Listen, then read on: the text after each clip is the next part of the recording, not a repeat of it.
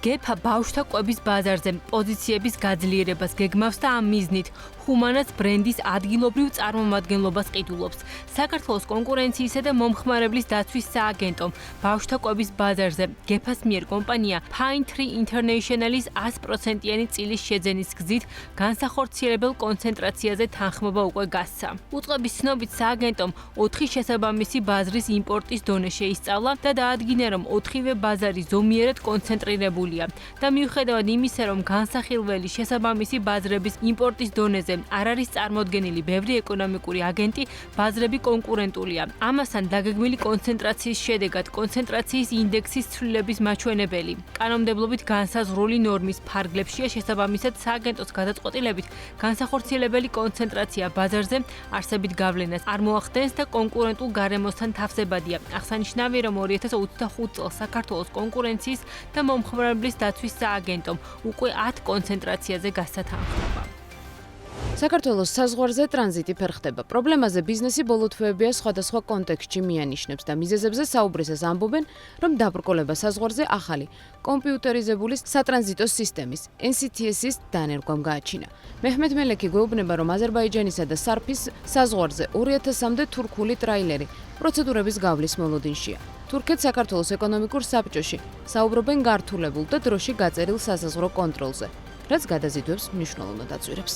იწელება მანქანების ტრაილერების გაფორმების საკითხები. ამჟამად სარფის საბაჟოზე, აზერბაიჯანის საბაჟოზე დაახლოებით 2000-მდე თურქული კომპანიის 2000-მდე ტრაილერი არის თურქული კომპანიის ტრაილერები და ამ მანქანები, ამ ტრაილერები ელოდებიან ამ პრობლემების მოგვარებას. არის ამ თუჩი საზღვარზე პრობლემა, ამ ფაზ 5 ქვია ამას ციფრული რაღაცა და უკვე ქონდა ჩვენ შეხვედრა მინისტრებთან და იმედი გვაქვს, რომ ეს პრობლემა მალე მოგვარდება. თუ ვერ მოგვარდება, მაგ შემთხვევაში მართლა თან სატრანსპორტო ხარჯების გაიზარდება. ახალი NCTS სისტემა გადამზიდავ კომპანიებს საქართველოს საბაჟოს მიერ გაცემული სატრანზიტო დოკუმენტაციით და გარანტიით ტვირთის 36 ქვეყანაში შეუფერხებლად გადაზიდვის საშუალებას აძლევს. სარგებელთან ერთად, ახალმა წესებმა საქართველოზე ტრანზიტულად გამავალ ტვირთებზე ქართული გარანტიების სავალდებულო მოთხოვნა დააწესა, რამაც პრობლემები გააჩინა. საქართველოს სახმელეთო გადამზიდავთა ასოციაციის თავმჯდომარე ამბობს, რომ შექმნილი ხარვეზების ფონზე სახელმწიფომ 1 აგვისტომდე კომპანიებისთვის მორატორიუმი გამოაცხადა, რა პერიოდშიც გადამზიდავებს დეკლარირების პროცედურების გავლა საქართველოს საზღვრის გადმოკვეთის შემდეგ ქვეყნის დატოვებამდე შეუძლიათ. ირაკლი ნემცაძის შეფასებით, პროცესების გადალაგება და უცხოური ინსტიტუტების ფინანსური გარანტიების დაშვება აუცილებელია, რათა მორატორიუმის ვადის ამოწურვისას საზღვარზე კიდევ უფრო მასშტაბური რიგები არ ვიხილოთ. საშუალო ზომის კომპანიას, რომელიც შეიძლება იყოს ტრანზიტის ოპერატორი და რომელიც დღეში დაახლოებით ბეჭდავდეს 100 ერთეულ NCTS დეკლარაციას, ანუ 100 ავტომანქანის გამტარი ამნობარისო რომ იყოს ესე ვთქვათ პასუხისმგებელი, დაახლოებით 5 მილიონიან გარანტიას უნდა ფლობდეს. და 5 მილიონიანი გარანტია შესაბამისით ან თანხით უზრუნველყოფა, ან ქონებით უზრუნველყოფა მოგეხსენებათ ახლა ბევრი კომპანიის ესე ვთქვათ აქტივი ამას არ ეყოფა. აი თუ მიმართავ თქვენ დღეს NCTS დეკლარაციის დაბეჭდვის მოთხოვნით, ყველაზე მსხვილები ვინც არიან, სადღაც 6-7 დღიანი მოლოდინის პერიოდი აქვს რა გადატვირთვისგან გამომდინარე. 1 აგვისტოდან ანუ ეს მორატორიუმიც ესე ვთქვათ იკეტება და უკვე ყველასთვის ვალდებულება ჩნდება, რომ საზღვრის გადაკვეთამდე კონდეს ეს დეკლარირება დასრულებული. შესაბამისად, ვეჭვობთ, რომ ამ პერიოდისთვის რიგები გაიზრდება. საქართველოს საზღვარზე არსებულ გამოწვევებზე წერს სომხური მედიაც. მათი ინფორმაციით თხევადი გაზი, რომელსაც სომხეთში ავტომობილთა ძირითადი ნაწილი იყენებს, ბოლო დღეებში 40%-ზე მეტით გაძვირდა, რასაც სექტორი LPG-ს საქართველოს გავლით რუსეთიდან იმპორტთან დაკავშირებულ ლოგისტიკურ პრობლემებს უკავშირებს. გრიგოლ ბაიბურთი, რომელსაც საჯარო და კერძო სექტორში საქმიანობის დიდი გამოცდილება აქვს, პრაქტიკაში დაგროვილი ექსპერტული ცოდნის საფუძველზე ამბობს, რომ მსგავს პრობლემებზე სომეხი ბიზნესმენები ღიად არ საუბრობენ და არც ის განწყობაა სომხეთში, თითქოს საქართველოს საზღვარზე პროცედურებს ხელოვნურად აჭიანურებდეს. მე არ მინდა მოახდინო ამ საკითხის პოლიტიზება, თუმცა რა თქმა უნდა არ გამოვრიცხავ არც მაგრას, ეხლა ცხადია რომ სომხეთს აქვს აღებული აბსოლუტურად რადიკალურად შეცვალა კურსი. მიუხედავად იმისა, რომ ჩემი მეგობრები, პარტნიორები არიან ზუსტად ის ადამიანები, ვინც არიან მაგალითად გაზის გადაზიდვით დაკავებულები, არ გამიგია მსგავსი პრობლემები. კონიაკზე იყო ერთი პერიოდი პრობლემა, მაგას მე ვერ დავუკავშირებ ნამდვილად სომხეთის პოლიტიკურ კურსს. მან აბსოლუტურად სხვა პრობლემები იყო. სომხური ბიზნესი არ ლაპარაკობს, რომ საქართველოს ქმნის ხელოვნურ ბარიერებს. ფიქრობ, რომ ბიზნესი ნაკლებად ფიქრობს პოლიტიკაზე და ეგრეც უნდა იყოს. სომხურ მედიაში გავრცელებულ ინფორმაციას შემოსავლების სამსახური განცხადებით გამოეხმაურა. უწყება წერს, რომ სატვირთო ავტომობილების მიმართ არსებობდა მცირე შეფერხება, რომელიც სრულად იქნა აღმოფხრილი. მათი თქმით, მსგავსი ბრალდებების სრული სიცრუეა და საზოგადოების შეცდომაში შეყვანასა და თემის პოლიტიკურ ჭრილში გადაყვანას ისახავს მიზნად. ექსპერტები აცხადებენ, რომ იმ შემთხვევაში თუ საზღვარზე პრობლემები გაგრძელდება, ამას შეიძლება ქვეყნის სატრანზიტო პოტენციალზე მნიშვნელოვანი ნეგატიური ეფექტი ჰქონდეს. საქართველოსთვის თუ აი ამ გადაზიდვებს, აი ამ მიმართულებას შეექმნება პრობლემები, ეს არის ძალიან დიდი დანაკარგი გამომდინარე იქიდან, რომ თითოეული ტრაილერი 350 ლარს იხდის საქართველოს ბიუჯეტში. დღესდღეობით 17 ივლისის თომარობით დაახლოებით 2800 ტრაილერია რუსეთიდან საქართველოში შემომავალი, რომელიც მოლოდინის რიგშია. დღესდღეობით არ არის ზამთრის პერიოდი და ერთის შეხედვით არაფერი წინააღმდეგობრივი არ უნდა იყოს, მაგრამ როგორც ირკვევა, გარკვეულწილად საქართველოს საბაჟო არეში შეფერხებებზეა საუბარი და არასათანადოდ აღჭურვილ ცოცხალი ადამიანების რაოდენობაზეა საუბარი, რომ ნელა მიმდინარეობს ეს პროცესი. ეს გარკვეულწილად ირიბად უარყოფითად იმოქმედებს საქართველოს სატრანზიტო შესაძლებლობებზე. 2025 წლის პირველ ნახევარში საქართველოს სატრანზიტო დერეფნით სულ 229,000 ტრაილერმა ისარგებლა, რაც წინა წლის ანალოგიურ პერიოდთან შედარებით 4%-ით ნაკლებია. შემოსავლების სამსახურის მონაცემებით საქართველოს ყველაზე მეტი სატრანზიტო ტრაილერი სომხეთის მიმართულებით კვეთს. 2025 წლის პირველ ნახევარში სომხეთის მიმართულებით სულ 57,500 ტრაილერი გავიდა. მეორე პოზიციაზეა აზერბაიჯანი 38,602 ტრაილერით. მესამეზე თურქეთი, რომელიც საქართველოზე გამავალი 37,000 ტრაილერის დანიშნულების ქვეყანას წარმოადგენდა. დამატებით პრობლემებს ლარსე ჩრდილოეთის სამეზობლოში გამოცხადებული საგანგებო მდგომარეობა ქმნის. ჩრდილოეთ ოსეთმა საქართველოსთან საზღვარზე ცხელი ამინდისა და სატვირთო ავტომობილების დიდი რიგის გამო მოძრაობა გადაკეტა და საგანგებო მდგომარეობა გამოაცხადა. მძღოლებს უჩვეულოდ ცხელ ამინდში რიგში დგომა 6 საათზე მეტხანს უწევთ. რესპუბლიკის საგზაო მოძრაობის მართვის ცენტრის ვებგვერდზე გავრცელებული ინფორმაციით, ელექტრონულ რიგში საქართველოში გასამგზავრებლად 2700-ზე მეტი სატვირთო ავტომობილი იცის, მაშინ როცა 10 დღის წინ 1160 ავტომობილი იდგა. ამდენად 10 დღეში რიგი მინიმუმ 1540 ავტომობილით გაიზარდა. ჩრდილოეთ ოსეთის ხელმძღვანელ სერგეი მენიაილოს ბრძანებულების თანახმად რეგიონში სატრანზიტო ავტომობილების ჭარბად დაგროვების გამო საგანგებო მდგომარეობა გამოცხადა. სატრანზიტო ავტომობილების დაგროვების ადგილებში მძღოლებისთვის საგზაო პოლიციის ეკიპაჟებისა და სასწრაფო დახმარების ჯგუფების მუშაობა იქნება ორგანიზებული. რეკომენდებულია სასმელი წყლის პირველადი მოხმარების პროდუქციის მიწოდებისა და სატრანზიტო ავტომობილთა დაგროვების ადგილებზე დროული სანიტარული დასუფთავების ორგანიზება. რაც შეეხება საქართველოს მხრიდან რიგებს, შემოსავლების სამსახურის ინფორმაციით ამჟამად ყაზბეგის საბაჟო გამშვებ პუნქტებთან არსებულ ავტოსადგომებზე რიგში 442 ავტომობილია. ტრანსპორტის სექტორში არსებული და პოტენციური პარტნიორობის განსახილველად საქართველოში ჩამოსულ მსოფლიო ბანკის ევროპისა და ცენტრალური აზიის რეგიონში ტრანსპორტის მიმართულების ხელმძღვანელს შეხვდა ფინანსთა მინისტრი. სამინისტროს ინფორმაციით შეხვედრაზე მხარეებმა მსოფლიო ბანკსა და საქართველოს თანამშრომლობის საკითხებზე, საინვესტიციო პროექტებზე, საგზაო, სარკინიგზო და სატრანსპორტო გადაზიდვების მიმართულებებით ისაუბრეს. მსოფლიო ბანკი საქართველოს მეორე უმსხვილესი საგარეო კრედიტორია აზიის განვითარების ბანკის შემდეგ. 2025 წლის მაისის მდგომარეობით საქართველოს მსოფლიო ბანკის 2,17 მილიარდი დოლარის ვალი ჰქონდა. 2025 წლის ბიუჯეტის გეგმის თანახმად საქართველოს მსოფლიო ბანკისგან წელს 132 მილიონი ლარის ახალ ვალს აიღებს და პროგნოზირებულია, რომ წლის ბოლოსთვის ქვეყნის ვალი საფინანსო ინსტიტუტის მიმართ 6 მილიარდ 129 მილიონ ლარს გადააჭარბებს. რაც შეეხება ამ დროისთვის სესხების პორტფელს, ივნისის მდგომარეობით საქართველოს სახელმწიფო საგარეო ვალი 9 მილიარდ 145 მილიონ დოლარს შეადგენს, რაც 182 მილიონი დოლარით მეტია მაისთან შედარებით. საქართველოს ფინანსთა სამინისტროს მიერ გამოქვეყნებული მონაცემების მიხედვით 2025 წლის მაისის მდგომარეობით სახელმწიფო ვალის მოცულობა 8 მილიარდ 963 მილიონ დოლარს შეადგენდა. ამასთან ფინანსთა სამინისტროს მონაცემებით 2025 წლის ივნისის მდგომარეობით უშუალოდ მთავრობის საგარეო ვალი 8 მილიარდ 804 მილიონი დოლარი იყო. აქედან მრავალმხრივი კრედიტორების დავალიანება 6.7 მილიარდ დოლარს აჭარბებს. ორმხრივი კრედიტორების კი მილიარდ 603 მილიონი დოლარი. აღსანიშნავია, რომ საანგარიშო პერიოდში საქართველოს ეროვნული ბანკის საგარეო ვალდებულება 340.6 მილიონ დოლარს შეადგენდა.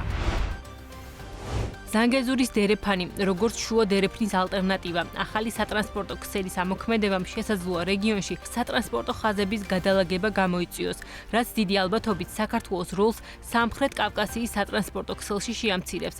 ზანგეზურის დერეფანი არის დაახლოებით 40 კილომეტრის სიგრძის სატრანსპორტო დერეფნის პროექტი სომხეთის ტერიტორიაზე, რომელიც ბაქოს და სტამბულს აკავშირებს. უფრო ფართოდ კი ეს დერეფანი არის გეოპოლიტიკური პროექტი, რომელიც შექმნილია ევროპის დასაკავშირებლად ცენტრალურ აზიასთან და ჩინეთთან, აზერბაიჯანისა და თურქეთის გავლით. შესაბამისად, ზანგეზურის დერეფანი ალტერნატიული გზა შეიძლება გახდეს აღმოსავლეთ-დასავლეთის სატრანსპორტო დერეფნისთვის, რომელიც ამჟამად საქართველოზე გადის.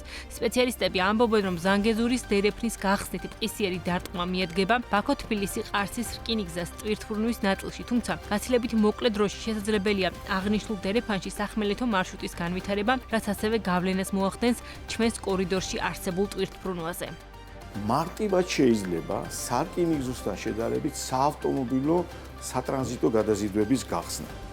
გამომდინარე იქიდან, რომ საქართველოს საავტომობილო ტრანზიტი უფრო მეტია ვიდრე სარკინიგზო, ამიტომ საავტომობილო გადაზიდვების გადართვა ლაჩინის, აი ამ ზანგეზურის დერეფნით უფრო მეტს დააკარგვინებს და ეს უფრო მალეა მოსალოდნელი, სწრაფად არის მოსალოდნელი, ვიდრე სარკინიგზო მიმართულების გახსნა.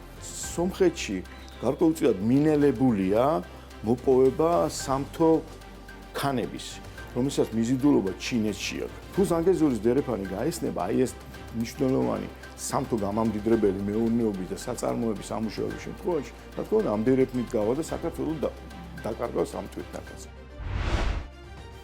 ზანგეზურის დერეფანში სარკინიგზო და სახმელეთო მარშრუტების განვითარება საქართველოს დიდი ალბათობით დააკარგვინებს იმ ტვირთებს, რომელიც სომხეთ-აზერბაიჯანიდან საქართველოს და შემდეგ თურქეთის გავლით მიეწოდება ევროპას, თვლის ჯეოქეისის მრჩეველი ნიკოლოზ ალავიძე. თუმცა ის აღნიშნული მარშრუტის ამოქმედების პროცესში საქართველოს როლს გაცილებით პოზიტიურად ხედავს, თუ ქვეყანა მათ შორის ინფრასტრუქტურულად პოზიციებს განიმტკიცებს. ალავიძის შეფასებით ზანგეზური შუა დერეფნის ალტერნატივა, თუმცა მისი ამოქმედებით ის არ თვლის, რომ ტრანსკასპიური მარშრუტი აქტუალობას დაკარგავს. სახმელეთო სარკინიგზო და საზღვაო დამუშავება შეგვიძლია ტვირთების, მაგრამ თუ ეს უბრალოდ სადღეგრძელო დარჩა, უბრალოდ გეოგრაფიულად კი გვაქვს შავ ზღვაზე გასასვლელი, მაგრამ გზა არ მიდის, ხო, ან გზის გამტარობაა ძალიან დაბალი, რკინიგზა გვაქვს, მაგრამ გამტარობა ასევე დაბალი, ან ვაგონების დეფიციტი გვაქვს არ არის. ხო, ანუ ამ შემთხვევაში თუ ეს პრობლემა არ იქნა ახლავე დაუყოვნებლივ სისტემურად ადრესირებული და ამ პრობლემის მოგვარებაზე გაკეთებული აქცენტი და მოკლევადიანი და საშუალო და გრძელვადიანი გეგმა აწყობილი სინქრონში იმ თეორიულ დაშვებასთან, რაც შეიძლება ზანგეზურის გახსნას ფაიპლაინში ჩაჯდეს, მაშინ ჩვენ განწირულები ვართ. თეორიაში დადებით თათ განვითარების შემთხვევაში და ოპტიმალურ დროშიც ტვირთების რაოდენობა გაიზრდება. ანუ ასე ვთქვათ, გაიზრდება თვითონ ნამსხვრიის ზომაც, რომელიც ბევრმა უნდა გაიყოს. ჩვენი დამოკიდებულება იქნება და ჩვენზე იქნება დამოკიდებული, ვიქნებით თუ არა იმ სუფრასთან კარგ ადგილზე წარმოდგენილები, სადაც ეს დიდი ნამსხვარი შემოაგორებენ. ეროვნულ ბანკში ჩინეთის ტრანსსასაზღვრო ბანკთა შორისი გადახდების სისტემის CIPS პრეზიდენტს უმასპინძლეს. სების ინფორმაციით, ფუ ჰუანგის ვიზიტი მარტში ჩინეთის სახალხო ბანკთან გაფორმებული მემორანდუმის ფარგლებში განსაზღვრული საკითხების განსახილველად შედგა. ნათია თურნავას განცხადებით, ორ ქვეყანას შორის CIPS-თან თანამშრომლობა გაამარტივებს გადახდებს, გადარიცხვებსა და ტრანზაქციებს. სების პრეზიდენტის თქმით, ეს თანამშრომლობა ხელს შეუწყობს საქართველოს როლის გაძლიერებას შუა დერეფანში. წლის დასაწყისში აჯანყისში ხელი მოვაწერეთ ჩვენსა და ჩინეთის ცენტრალურ ბანკს, ჩინეთის სახალხო ბანკს შორის ყოვლისმომცველ მემორანდუმს. ერთ-ერთი მიმართულება ამ მემორანდუმის არის სწორედ ის, რომ ორი ქვეყნის საფინანსო სისტემებს შორის გადახდები, ტრანზაქციები უფრო გამარტივდეს, უფრო ეფექტური გახდეს, უფრო სწრაფი, უფრო ხარისხიანი და უფრო ხელმისაწვდომი, რაც ხელს შეუწყობს ჩვენს ვაჭრობას და ვაჭრობა საკმაოდ მნიშვნელოვანია ორ ქვეყანას შორის და სწორედ ამ მემორანდუმის ამ მიმართულების აღსრულებას ემსახურება ეს ვიზიტი. შედგა საინტერესო შეხვედრები როგორც ჩვენ გუნდთან, ასევე საქართველოს წამყვან კომერციულ ბანკებთან. ეს არის ძალიან კარგი შესაძლებლობა, რომ ამ გლობალურ ქსელში, რომელშიც 180-მდე ქვეყნის 5000-მდე სხვადასხვა ბანკი მონაწილეობს, ჩვენი ბანკების ჩაერთონ, ეს უფრო მეტად გაამარტივებს გადახდებს, გადარიცხვებს, ტრანზაქციებს. საერთაშორისო ბანკთა შორისი გადახდების სისტემა CIPS-ი ჩინეთის სახალხო ბანკის მიერ 2015 წელს დაარსებული ავტორიზებული გადახდის სისტემაა. კომპანია სპეციალიზებულია იუანის საზღვრისპირა გადახდების კლირინგში. დაარსებიდან დღემდე CIPS-მა მსოფლიოს მასშტაბით პირდაპირი და არაპირდაპირი მონაწილეების ფართოქსელი შექმნა თითქმის ყველა ძირითად რეგიონში. ამჟამად CIPS-ის ქსელში 185 ქვეყნის 4700-ზე მეტი საბანკო ინსტიტუცია მონაწილეობს. 2024 წელს CIPS-ის წლიური საქმიანობის მოცულობა 570 ტრილიონ იუანს აჭარბებდა. CIPS ხშირად ადარებენ SWIFT-ს, თუმცა SWIFT-ი არის შეტყობინებების ქსელი, რომელიც ბანკებს შორის ინფორმაციის უსაფრთხო გაცვლას უზრუნველყოფს, მაგრამ არ ახორციელებს უშუალოდ თანხების გადაადგილებას. CIPS-ი კი არის სწორედ გადახდის სისტემა, რომელიც კლირინგსა და ანგარიშწორებას ახორციელებს. ხშირად SWIFT-ის შეტყობინებების ქსელზე დაყრდნობით, განსაკუთრებით იმ ბანკებისთვის, რომლებიც CIPS-თან პირდაპირ არ არიან დაკავშირებული. CIPS-ი მუშაობს real-time gross settlement პრინციპით, რაც ნიშნავს, რომ თითოეული ტრანზაქცია მუშავდება და სრულდება ინდივიდუალურად, რეალურ დროში ყოველგვარი დაყოვნების გარეშე. CIPS-ი არის ჩინეთის მიერ შექმნილი სისტემა, რომელიც უზრუნველყოფს ჩინური იუანის ტრანსსაზღვრო გადახდების სწრაფ და ეფექტურ კლირინგსა და ანგარიშწორებას. TBC კაპიტალის შეფასებით მეორე კვარტალში მიმდინარე ანგარიშის ბალანსის შემადგენელი კომპონენტები გაუმჯობესდა. საინვესტიციო ბანკი აღნიშნავს, რომ წლის პირველ კვარტალში მიმდინარე ანგარიშის დეფიციტი მთლიანი შიდა პროდუქტის 6.7%-ის ტოლი იყო. მეორე კვარტალში კი დეფიციტის მაჩვენებელი სავარაუდოდ შემცირებული იქნება, რადგანაც გაზრდილია ქვეყანაში შემომავალი სავალუტო ნაკადების დინამიკა. TBC კაპიტალის თანახმად მიმდინარე ანგარიშის ბალანსის გაუმჯობესებაზე წელს განსაკუთრებით დადებით გავლენას ინფორმაციის და კომუნიკაციის სექტორის გაზრდილი ბრუნვა, ასევე გაზრდილი ტურიზმი მოახდენს. ფინანსური ანგარიშის მხრივ ორგანიზაცია აღნიშნავს, რომ პირდაპირი უცხოური ინვესტიციები რეინვესტიციის გამოკლებით კვლავ დაბალ ნიშნულზეა. პორტფელური ინვესტიციების კუთხით კი 2022 წლიდან გააქტიურებულია საქართველოს რეზიდენტების მიერ უცხოური აქტივების შეძენა, რაც ძირითადად უცხოური სავალო ფასიანი ქაღალდების შესყიდვას უკავშირდება. 17 ივლისის ვაჭრობის შედეგად ქართული ეროვნული ვალუტა დოლართან მიმართებით გამყარდა, ლარის ცვლილებამ 0.6 მიასედი თეთრი შეადგინა და დოლარის ღირებულება 2 ლარი და 71 თეთრია. საქართველოს ეროვნული ბანკის ინფორმაციით, ეროვნული ვალუტა ევროსთან მიმართებით 0.86 მიასედი თეთრით გამყარდა, რის შედეგადაც 1 ევროს ოფიციალური ღირებულება 3 ლარი და 14 თეთრი გახდა. 0.13 თეთრით გამყარდა ლარი გირვანკა სტერლინგთან, რომლის ფასი 3 ლარი და 63 თეთრი გახდა. ლარის მიმართ თურქული ლირას კურსმა 6.63 მიასედი თეთრი შეადგინა. თუ დადგება საკითხი, მშვიდობა და სტაბილურობა თუ ვიზა ლიბერალიზაცია, ჩვენ ავირჩევთ მშვიდობას და სტაბილურობას.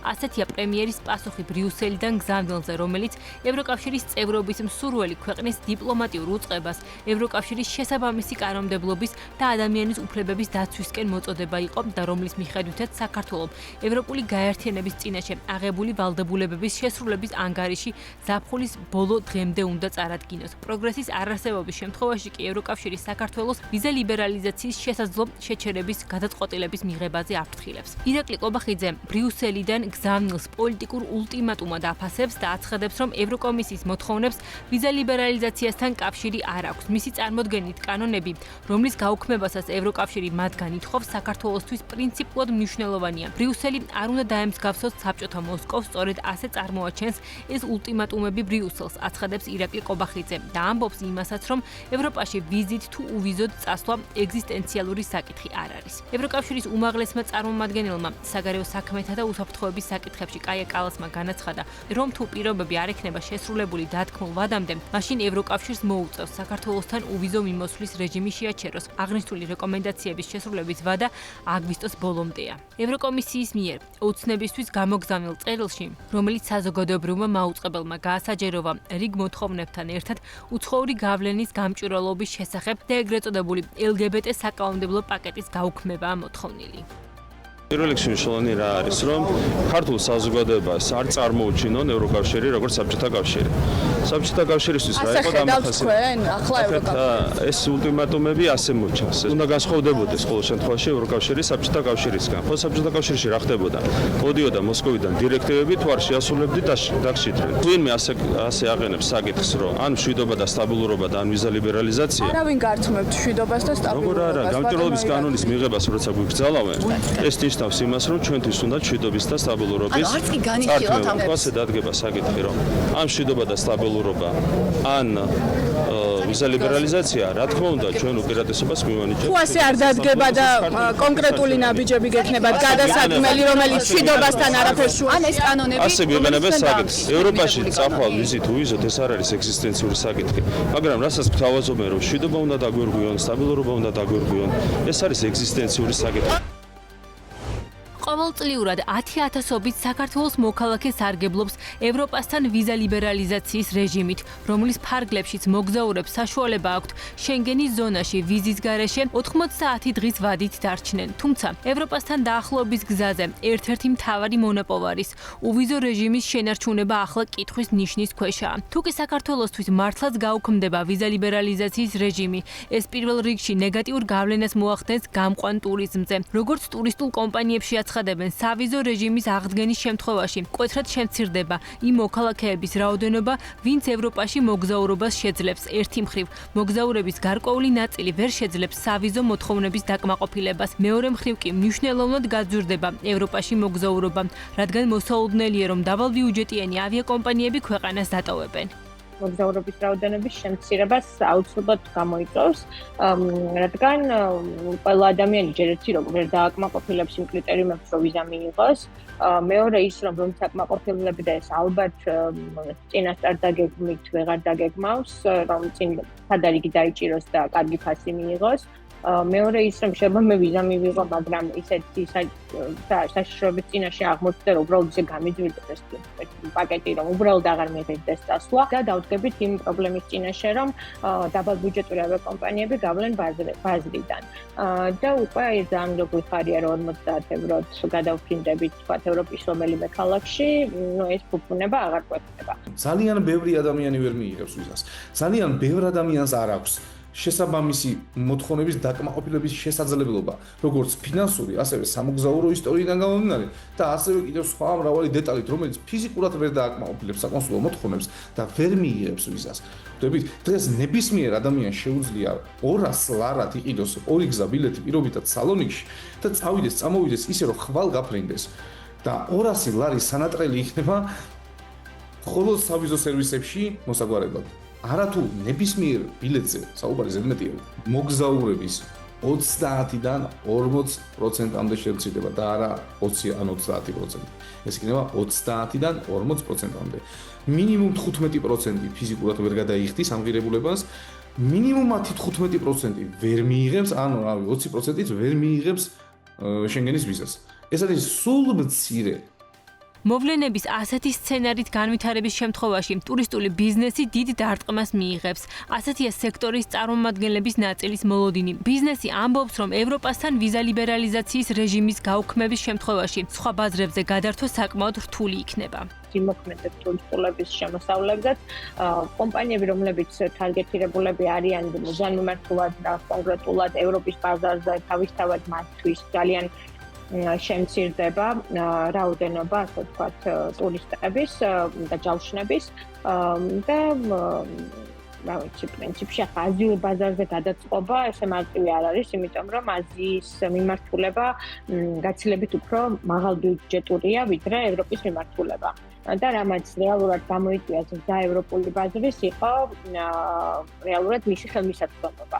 თუ ეს ხელმისაწვდომობა დაიკარგება, ავტომატურად ეს არნიშნავს, რომ მე თუ ვთქვათ 300 ევროდ ვისვენებ და მივდიოდი ევროპაში, იგივე ფასად წავალ აზიაში, ვერ წავალ, იმიტომ რომ ამ ფასად ბილეთსაც ვერ ვიყიდი.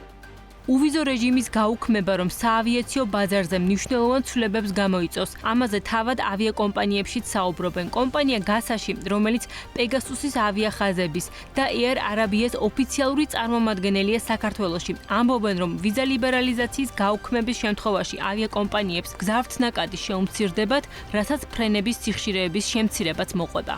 ის ავიაკომპანიები, რომლებიც წერტილოვან რეისებს ახორციელებენ ევროპის მიმართულებით, მათთვის საკმაოდ მძიმე პერიოდი დადგება და დარწმუნებული ვარ, მთელი რიგი ავიახაზების შემცირება მოუწევს. ამ დარტყმის ქვეშ დადგება ყველა ის ავიაკომპანია, ვისაც წერტილოვანი მგზავრები გადაყავდა ევროპის მიმართულებით, ალბათ პირველი დარტყმა ეს იქნება ვიზიარისთვის. შემდეგ ალბათ პეგასუსისთვის. პეგასუსი მეორე გადამყვანია საქართველოში და მგზავრთნაკადის უდიდესი უმრავლესობა არის ევროპის ქალაქების მიმართულებით, როგორც აქედან, ისე იქიდან. შესაბამისად, ალბათ პეგასუსაც მოუწევს რაღაც სიხშირეების შემცირება. ბუნებრივია ფრენების შემცირება გამოიწვევს მგზავრთნაკადის შემცირებას და მგზავრთნაკადის შემცირება გამოიწვევს შემოსავლების შემცირებას შემომყვან ტურიზმში. ბიზნესი საუბრობს იმაზეც, რომ ვიზა ლიბერალიზაციის გაუქმება ნეგატიურად მხოლოდ გამყვან ტურიზმზე არ აისახება. ტურიზმის სექტორის წარმომადგენლების ნაწილი ამბობს, რომ ეს ნეგატიური სიგნალი იქნება დასავლური ბაზრებისთვის. შედეგად მოსაუდნელია საქართველოში ტურისტული, განსაკუთრებით მაღალმხარჯველ უნარიანი მოგზაურების ნაკადების კიდევ უფრო მეტად შემცირება. მიმზიდველობის მომენტს ამცირებს, რა თქმა უნდა, განწყობა ევროკავშირის ქვეყნების საქართველოსთან მიმართებაში, როგორც არამედობარი ქვეყნის გაცილებით გაუარესდება და ეს რა თქმა უნდა კიდევ უფრო შემცირებს ნაკადს. ისედაც შემცირებული არის ჩვენ შარშანაც გაგვეჭდები და წელსაც ძალიან სიმცირე არის. უვიზო რეჟიმის შეწყვეტა დასავლური ბაზრებისთვის ნეგატიურის ნიშანი იქნება. ნეგატიურის ნიშანი კიდევ სურვილი, ანუ მაღალ ბიუჯეტიანი ბიზნესი ყოველთვის არის კორპორატიული ბიზნესი, მაის ბიზნესი, კონგრესი, კონფერენცია და ახლა თუ ესეთი ნეგატიურ მედია შეფასებებში მოხდება ჩვენი ქვეყანა, ალბათ თავს შეიკავებენ საქართველოში რაღაც ესეთი აქტივობების დაგეგმვისგან. მიღმა ტურისტული ვიზიტებისა ევროპასთან უვიზო მიმოსვლის შეჩერებას უარყოფითი გავლენა სხვა არაერთ მიმართულებაზეც ექნება. საქართველოს მოქალაქეები ვიზა ლიბერალიზაციის რეჟიმს აქტიურად იყენებენ ისეთი მიმართულებებით, როგორიცაა ბიზნეს ვიზიტები, საგანმანათლებლო კურსები, უცხოეთში მკურნალობა, ევროპაში მოკლევადიანი დასაქმების შესაძლებლობები. გაურთულდებათ თუ არა საქართველოს მოქალაქეებს ევროპაში მოგზაურობა და შეიზღუდება თუ არა მათთვის ვიზა ლიბერალიზაციის სხვა არაერთ სარგებელზე წვდომა. ეს უფრო ნათელი აგვისტოს ბოლოს გახდება. სწორედ ამ დრომდე აქვს ვადა ქართულ ოცნებას ევროკავშირის რეკომენდაციების შესასრულებლად.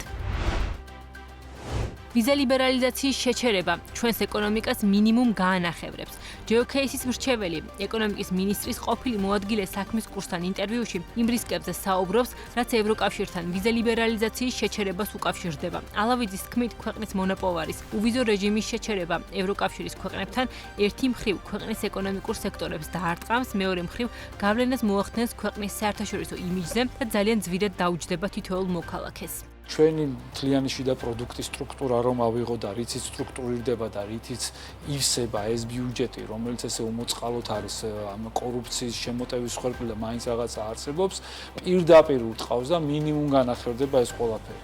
პირდაპირვე ეგრევე შემცირდება ეს რემიტენსების დიდი ნაწილი შეგახსენებთ, რომ ზუსტად ამ უვიზო რეჟიმით გამოწვეული სარგებელით ავსებს ძალიან დიდი რაოდენობა ქართული მოსახლეობის, რომელსაც საშუალო დაბალი შემოსავალი აქვს, რომელიც ჩვენ სტატისტიკაში ხვდება თვით დასაქმებულებად, რომელიც იყენებენ ამ 30 დღიან შუალედს ლეგალურად წასვლის ევროპაში. ეს არის ქვეყნის ცნობადობა და ქვეყანაში როგორც აქედან გადის ვიღაცა ისე შემოსვლის ნაწილში და ტურიზმის ნაწილსაც ძალიან მძიმედ დაადგება ეს ყველაფერი და რა თქმა უნდა ქვეყნის საერთაშორისო იმიჯი ეს იყო დიდი მონაპოვარი ქვეყნისთვის რომ გვაღიარეს ეს 3.5 მილიონიანი მოსახლეობა რაღაც 500 მილიონიანმა ქვეყნებმა ქვეყნების ერთობლიობამ რომ კი ჩვენ რაღაცა გევართ ადამიანებს გვაქვს ესეთი მანერები რომ შეუძლია მათ საკუთარ სახლში შეგვიშვან და ახლა ჩვენ აქეთ ვეჭხუბებით იმათ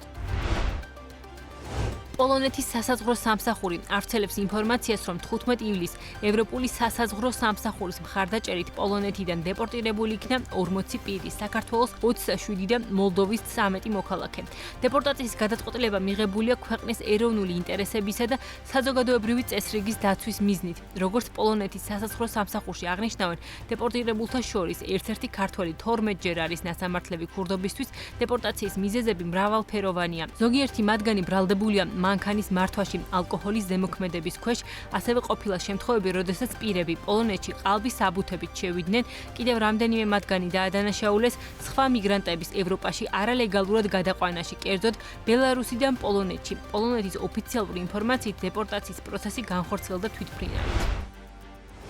ჭიათურა მენეჯმენტ კომპანიის მიერ გამოცხადებული რეორგანიზაციის შედეგად სამსახურის გარეშე დარჩენილ მაღაროელებს კომპანია დავალიანებებს უმოკლეს ვადებში აუნაზღაურებს. საქართველოს პროფკავშირების ინფორმაციით მაღაროების მმართველი კომპანია პირებს რეორგანიზაციის პროცესამდე არსებულ დავალიანებას, ანუ მარტის და აპრილის ხელფასის 60%-ს გადაუხდის. ასევე დაფარავს გამოუყენებელი შვებულების თანხებს. ერთი თვის ხელფასის 100% და წლის ბოლომდე შეუნარჩუნებს ჯანმრთელობის დაზღვევის საოჯახო პაკეტს. როგორც პროფესიულ გაერთიანებაში აცხადებენ, დავალიანებების გასტუმრების გარდა კომპანიასთან მოლაპარაკებები კიდევ რამდენიმე საკითხზე მიმდინარეობს. მათ შორისაა შრომითი ხელშეკრულებების პირობები, მაღაროელებისთვის საბანკო ვალდებულებების წნეხის შემსუბუქების საკითხი და მაღაროელებისთვის, რომლებიც დასაქმდნენ, დასაქმებამდე მოცდენის 60%-ის სრულად ანაზღაურების საკითხი. არ არსებობს სფერო, სადაც არ გვაქვს წინ გადადგმული ნაბიჯები. ამის შესახებ თბილისის მერმა კულტურის, სპორტის, განათლების და ახალგაზრდობის პოლიტიკის მიმართულების საქმიანობის შეჯამებისას განაცხადა. აღნიშნული მიმართულებით განხორციელებული პროექტების შესახებ ისაუბრა კახა კალაძის მოადგილემ ანდრია ბასილაია. 900-მდე პროექტი იქნა დაფინანსებული განათლების და ახალგაზრდობის მიმართულებით. ეს პროექტები არის მიმართული იმ სხვადასხვა საჭიროებებზე, რომლებიც არსებობს დედაქალაქში და ძალიან ბევრი წარმატებული პროექტი განხორციელდა ჯამში 9.5 მილიონმა ბენეფიციარმა ისარგებლა აღნიშნული პროგრამით. ამომოქმედეთ რამოდენიმე წელია საზაფხულო ბანაკები და დაახლოებით 20,000-მა ახალგაზრდამ უკვე ისარგებლა ამ სერვისით. ბუნებრივია ეს ყველაფერი არის უფასო და თბილისის გარშემო სხვადასხვა თემატური ბანაკები ორგანიზდება და სტუდენტები და ახალგაზრდები ირჩევენ იმ მიმართულებას, რომელიც მათთვის არის საინტერესო და ერთგვარი შემავსებელია ის იმ აკადემიური წლის და ერთგვარი დასვენების შესაძლებლობაც არის სტუდენტებისთვის. ასევე სულ 2 წელია დავიწყეთ ახალგაზრდების სოციალური საწარმოების აქტიური დაფინანსება, 39-მდე მნიშვნელოვანი პროექტი დაფინანსდა ამ მიმართულებით და მივეცით ჩვენ ახალგაზრდებს იმის შესაძლებლობა, რომ ერთის მხრივ განავითარონ სოციალური მიზნები და მეორეს მხრივ დამატებით შემოსავლის წყარო გაიჩინონ. გაზის ტრანსპორტირების კომპანიამ, რომელიც საქართველოს მაგისტრალურ გაზსადენებს მართავს, გასული წელი ზარალით დაასრულა. 2024 წელს კომპანიამ 96 მილიონი ლარის შემოსავალი მიიღო, რაც 2023 წელთან შედარებით 4 მილიონი ლარით მეტია. თუმცა, ამის მიუხედავად, კომპანიამ წელი 1.3 მილიონი ლარის ზარალით დაასრულა. შედარებისთვის 2023 წელს კომპანიის მოგება 2.8 მილიონ ლარს შეადგენდა. გაზის ტრანსპორტირების კომპანია 100%-ით სახელმწიფო საკუთრებაშია. მისი 50%-ის მფლობელი და განკარგავი არის ეკონომიკის სამინისტრო, 50%-ის კი ფინანსთა სამინისტრო. გაზის ტრანსპორტირების კომპანია მართავს ჩრდილოეთის სამხრეთის მაგისტრალურ გაზსადენს, რომლითაც სომხეთს რუსული ბუნებრივი აირი მიეწოდება. აღნიშნული მილსადენიდან გაზის შესყიდვებს საქართველოს ახორციელებს, გარდა ამ მილსადენისა, გაზის ტრანსპორტირების კომპანია ქვეყანაში არსებულ შიდა მოხმარების გაზსადენ ქსელსაც მართავს. 2024 წელს კომპანიის მთავარ ხარჯებს შორის იყო საკონცესიო შეთანხმებები შრომების ამორტიზაციის საფასური 44.5 მილიონი ლარით, რაც უკავშირდება კომპანიისთვის მართვაში გადაცემული მილსადენების იჯარის ხელშეკრულებას. გაზის დანაკარგების ხარჯი იყო 25.7 მილიონი ლარი, პერსონალის ხარჯი იყო 24.3 მილიონი ლარი, მცვეთის ხარჯები 4 მილიონი ლარის ოდენობით, 4 მილიონი ლარის საგადასახადო ხარჯები და 9 მილიონი ლარის სხვა ხარჯები. 2024 წლის მდგომარეობით კომპანიის აქტივები 247 მილიონ ლარს, ვალდებულებები კი 21 მილიონ ლარს შეადგენდა. განათლების სამინისტრომ შეპესე Timeverse საჯარო სკოლის მოსწავლეების ტრანსპორტირებაში $2,300,000 გადაუხადა. განათლების სამინისტროს ინფორმაციით ამ ეტაპზე სააგენტომ 64 ახალი სკოლის მშენებლობას და 100-ზე მეტი სკოლის სრულ ან ნაწილობრივ რეაბილიტაციას ახორციელებს. სამშენებლო და სარეაბილიტაციო სამუშაოები ხორციელდება სახელმწიფო შესყიდვების გამჭვირვალე ელექტრონული სისტემის მეშვეობით. განათლების სამინისტროს ინფორმაციით მოსწავლეთა ტრანსპორტირებას თბილისში კონტრაქტორი კომპანიები უზრუნველყოფენ, ხოლო რეგიონებში ადგილობრივი თვითმმართველობები შესაბამისი მემორანდუმების და დელეგირების ხელშეკრულებების საფუძველზე, მაგალითად თბილისის მასშტაბით მოსწავლეთა ტრანსპორტირებას უზრუნველყოფს კონტრაქტორი კომპანიები შეპესე Time Service და შეპესე Building ჯგუფი. მოსწავლეების გადაყვანის მომსახურების ღირებულებამ 2025 წლის მეორე კვარტალში 839,032 ლარი შეადგინა, ხოლო მესამე კვარტალში 1,40,688 ლარი. შედეგად ხელშეკრულებით გათვალისწინებული მთლიანი თანხის დაახლოებით 76% უკვე გადახდილია. კომპანია აკა ჰოლდინგი წყალტუბოში სასტუმრო ჰილტონს აშენებს. როგორც ინვესტორმა ჯამათა ჩარკვენმა BMG-თან განაცხადა, ხელშეკრულება მხარეებს შორის 4 ივნის გაფორმდა. პროექტის ფარგლებში 122 ნომრიანი სასტუმრო აშენდება, რომლის ჯამური ინვესტიცია 18 მილიონი ევროა.